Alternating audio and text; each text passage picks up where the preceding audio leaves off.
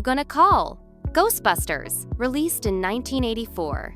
This supernatural comedy became a cultural phenomenon, mixing laughs, scares, and unforgettable characters into one of the most beloved films of all time. But behind the proton packs, slimy ghosts, and catchy theme song lies a treasure trove of strange, surprising, and downright weird stories. From bizarre casting choices to behind-the-scenes accidents, Ghostbusters is filled with secrets fans rarely hear about. So grab your proton pack, don't cross the streams, and let's explore weird facts about Ghostbusters that will forever change the way you see this classic movie. The script was originally set in the future. The first draft of Ghostbusters looked nothing like the film we know today. Dan Aykroyd originally wrote it as a futuristic sci-fi adventure where Ghostbusters traveled through space and other dimensions battling giant ghosts. It would have required an enormous budget and advanced special effects that simply weren't possible at the time.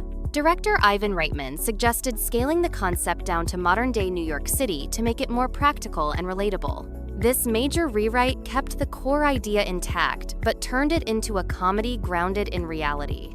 Without this change, Ghostbusters might never have been made. Eddie Murphy was almost a Ghostbuster. Believe it or not, Eddie Murphy was originally considered for a lead role in Ghostbusters.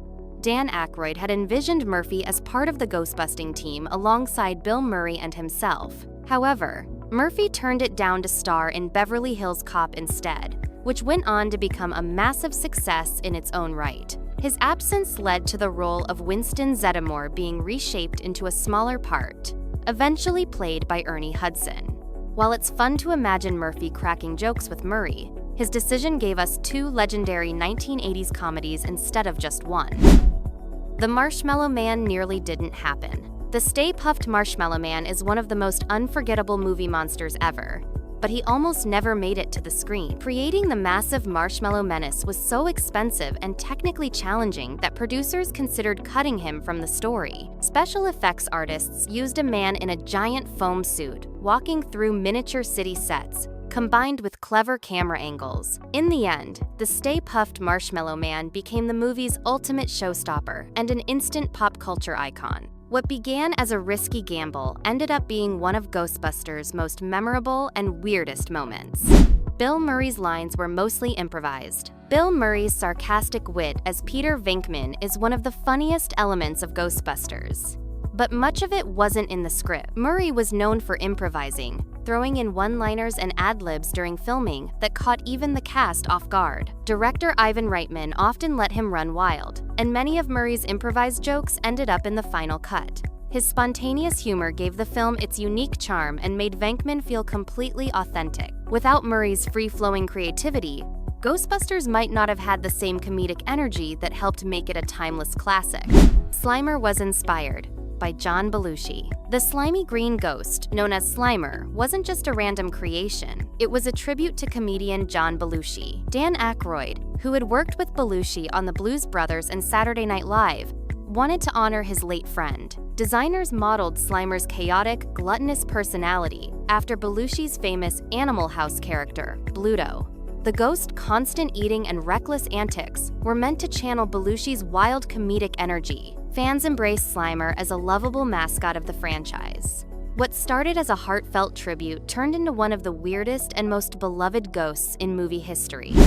The library ghost scared test audiences too much. The opening scene in the New York Public Library introduces audiences to the film's mix of horror and comedy. But the original version of the ghost was so terrifying that test audiences reacted with genuine fear rather than laughter. To fix this, filmmakers toned down the ghost's design and added more comedic timing to balance the tone. The final version still delivers a good jump scare, but in a fun, playful way. This change set the tone for the whole movie, proving that Ghostbusters wasn't just a horror film, it was a comedy with supernatural thrills.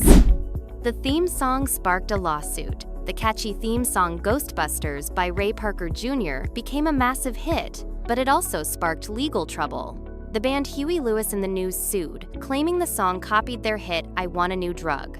The lawsuit was eventually settled out of court, but the controversy followed the song for years. Ironically, the song's unforgettable hook, "Who You Gonna Call?" became one of the most iconic lines in movie history. Despite the legal battle, the theme song was a cultural phenomenon, cementing itself as a weird yet essential part of the Ghostbusters legacy.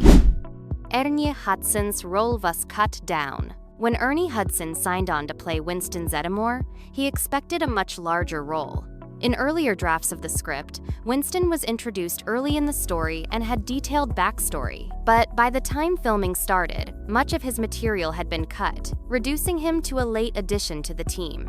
Hudson has openly expressed disappointment about this change, though fans still love his performance. Despite the reduced role, Winston became a vital part of the Ghostbusters team, representing the ordinary guy who grounds the group's wacky adventures in some much-needed reality.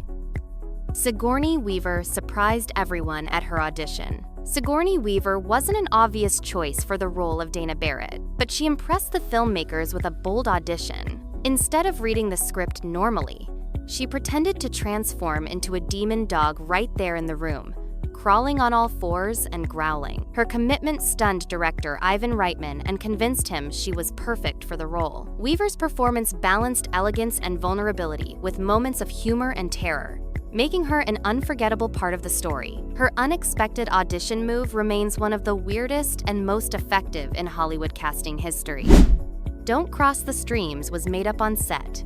One of the most famous lines in Ghostbusters, "Don't cross the streams," wasn't part of the original plan.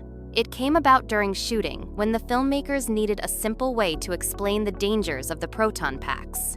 Harold Ramis improvised the line as a quick warning to raise the stakes in the finale. To everyone's surprise, it stuck and became one of the film's most memorable catchphrases. This spontaneous addition is a perfect example of how Ghostbusters mixed science fiction, comedy, and improvisation into something magical. Sometimes, the weirdest moments make the biggest impact.